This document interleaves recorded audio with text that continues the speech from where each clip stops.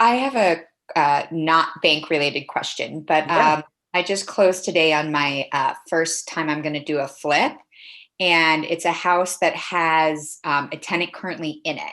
So we're giving, and I bought it through a wholesale. So I don't even know if the tenant knows that the house was for sale.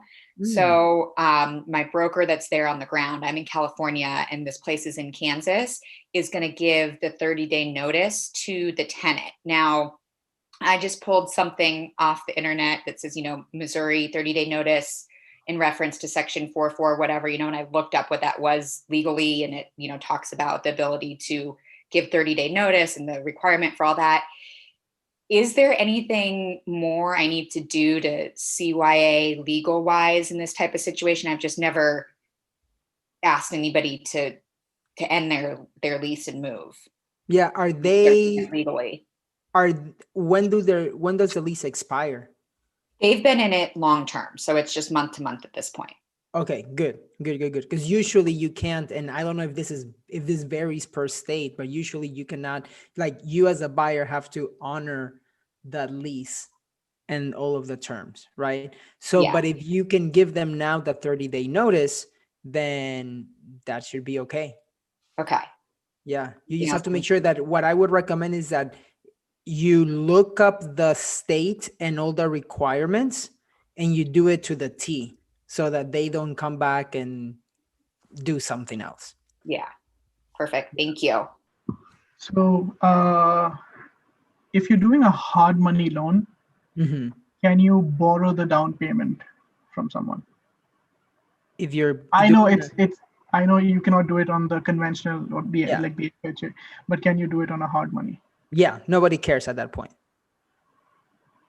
Okay. Will the lender like actually check where the money is coming in from? Well, actually, that will be a call. That will be a call that the hard money lender will have to decide, or like when they are underwriting you. Mhm.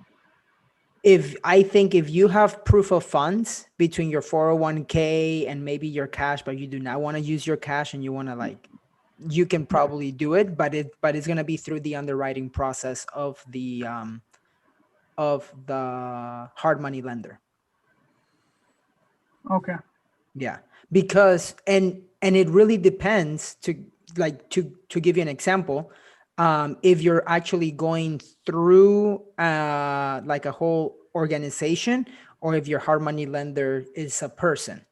To give you an example, Leo, he got 2 hard money lenders and he didn't put any money, right, Leo? Like when in the home that I gave you that money, like it was your buddy and me, and I just knew that because I was giving hard money loan, I knew that there was enough equity in the deal, that if anything happens, I would keep the property. So, yeah. Geez, you're a savage, Diego. I get to keep the property. And I put myself in first lien too. I put his friend in second lien. Savage.